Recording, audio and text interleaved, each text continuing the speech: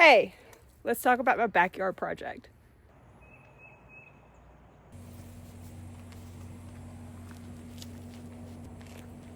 Good job. Correct.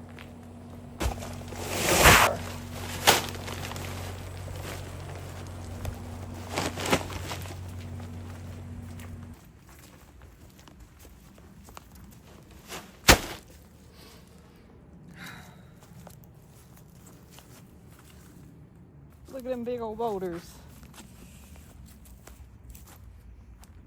It's so heavy. If I could find more this shape, that'd be really cool. Because it's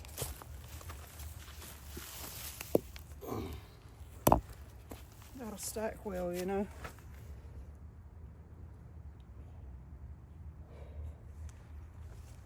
And then like this one came from our road. I think that'll be good once we can get enough of them. I want to build steps with the rocks. Need about 500 more. So, I don't know. We'll find them. The grass is starting to come up, so it's a really good thing. We've got some pretty good growth on the grass. Over the last couple of weeks, you got some pretty little violets coming up too.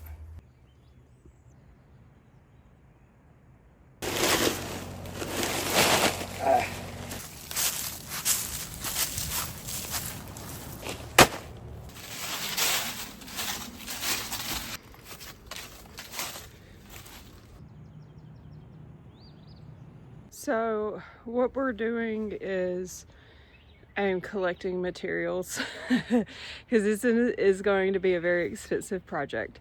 So I'm collecting materials on a weekly basis, and right now I've got some rock that I've collected.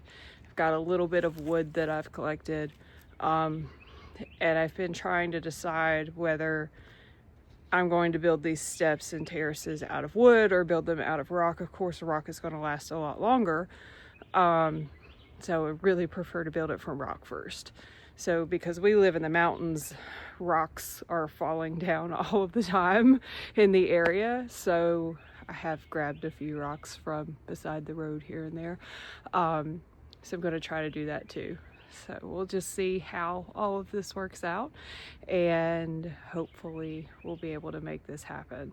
There's a couple of things that are needed for this. So you can't just stack a bunch of this stuff up, throw a bunch of dirt in there and pray it happens.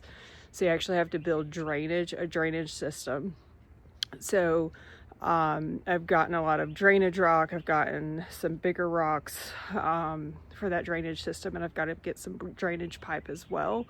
I haven't gotten those materials yet. I will be getting them, but I've actually got to build a drainage system so that water doesn't just pool in the bottom of the terraces and cause them to flood or cause the materials to bow out and collapse. So here I've got some drainage rock.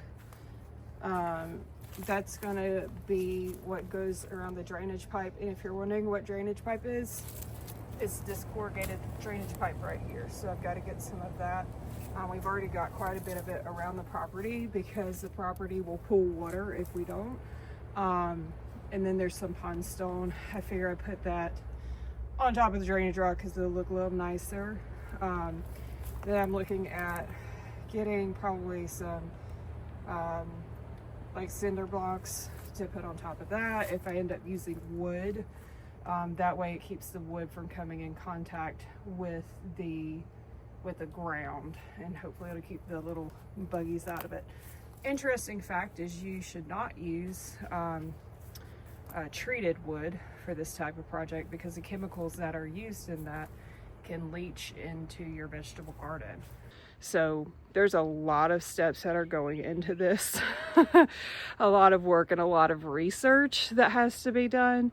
Some areas of the hill are, about, I don't know, 4.5 feet tall. but some back behind me definitely get a lot taller. So I talked to a really nice gentleman at Lowe's one day. I was over there looking for some different materials and trying to like figure out exactly what I was going to do. And he builds walls. That's something that he does for a living. So he builds walls, and he is actually one of the people who built our bridge down the road from our house. So I felt like the information that he gave me was very credible compared to store employees. No offense, Lowe's. But the young gentleman that I was trying to speak with about this told me this was above his pay grade. So this other gentleman heard me and was kind enough to say, hey, I have knowledge in this area. This is what I do for a living. Let me chime in. So what he had shared with me was to dig down about a foot to put the boards into the ground. And then of course put concrete in the holes as well around the wooden boards, if we end up using wood. But something that I did read, because I've been doing a lot of reading surrounding geotechnical information, is that there's something called heave. So whenever you have a frost in your area and the ground freezes, you have to dig down below the frost line. Otherwise, there's something called heave, and it will push as the freeze thaw cycle happens. It'll push your materials up out of the ground. It could cause your wood to break, crack, bow, all of those awful things. And a project of this size, I really don't want that to happen. So after a little more research and reading, I'm trying to figure out exactly what the frost line is for this area. Yes, there are, city officials that you can call to find out that information. But what I'm finding is it's probably about 18 to 24 inches down in the ground. Now for us, we're living on the side of a mountain. There's a lot of, there's literal mountain under my feet. So I'm not sure that we'll be able to dig down quite that far, but we will see once I get the post hole diggers out and start going to town, how far exactly we can dig down.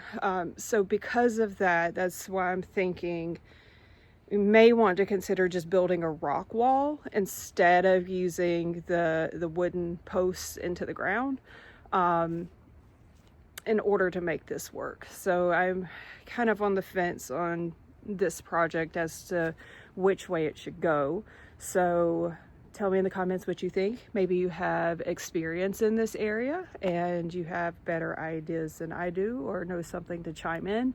I greatly appreciate it. I prefer not to build this more than one time. It's going to be a lot of work, a lot of heavy lifting.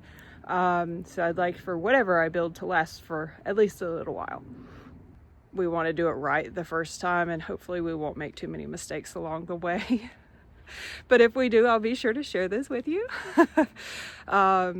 And if you know of good things that you would like to share with me, maybe you have more knowledge in this area than I, feel free to drop comments in the comments section, and I will definitely read them and I will reply back to you. You have a engaged person here. Thank you so much for following along and watching this beautiful journey. I hope you have a great day.